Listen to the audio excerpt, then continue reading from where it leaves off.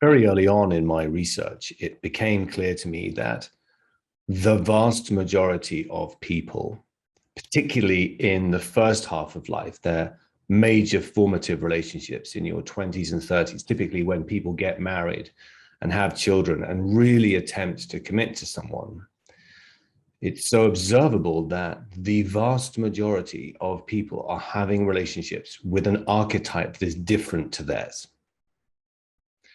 And within that vast majority, the majority of that is often their dynamic tension opposite. And that leads to this question, why? Why is that happening? What is the reason behind that? And I'd like to posit a few suggestions as to why I believe that that is the case. From a power dynamics perspective, typically one person is more dominant than the other. One person typically wants to be the dominant energy, and typically the other person is happy to not be the dominant energy. They may not be happy to be submissive, but one archetype in particular is very happy to be submissive. It's normal for them. Their nervous system essentially implicitly believes that they are inferior and therefore they are not supposed to be in charge. And that's a very natural state for that particular archetype. So I think in nature, there is positives and negatives, like polarities. There are the North Pole and the South Pole. There is the magnetic North Pole, etc., etc.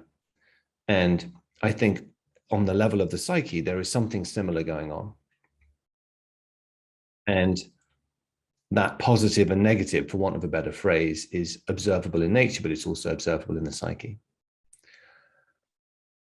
I think also, if you look at it from a slightly different perspective, if somebody that's very happy being dominant meets somebody else that's dominant, well, they might have a lot of fun. They might like playing sport together. They might like,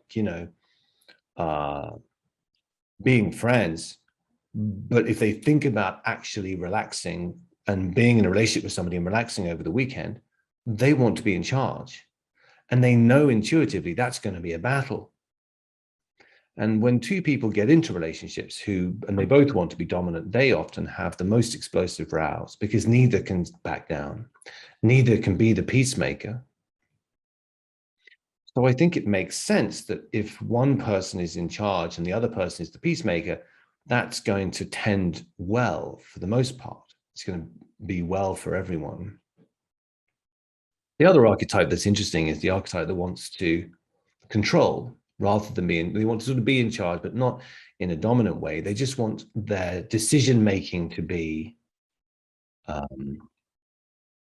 obeyed. They want to be in control. And if they meet another person that likes to be in control, they have the same experience, which is, well, this is going to be difficult because when I make a plan, I want everyone to follow my plan. And when you make a plan, you want me to follow your plan. I don't like following anyone else's plan. I'm only comfortable when people follow my plan. Then I'm relaxed.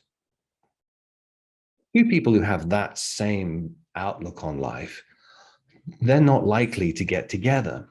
If they do get together, what we observe is that one of them, the least imbalanced of the two, typically becomes more relaxed, more creative, more in the flow, and essentially the balance then exists. So I called my work The Balance of Power because it became very clear to me early on that there is a balance occurring in a similar way that in nature, you can see that balance is attempting to be created at all times, whether it's weather systems, ecosystems, population systems, there are always forces at work, and very much so in relationships and in the psyche. There is an ongoing invisible tension, a dynamic tension and power dynamics that are seeking to come into balance at all times. It's the absence of this knowledge that causes such tremendous problems in people's lives. And it's not a complicated sequence of concepts to grasp, but once you grasp them, the understanding of archetypal dynamics and fundamentally how people relate to each other becomes quite clear quite easily. It's not veterinary science or fixing jet engines. It's actually remarkably simple. You can explain it to children and they understand it. But it does follow on to this question, why is this so hidden? Why do people find it so difficult to discover this? That's a whole different conversation.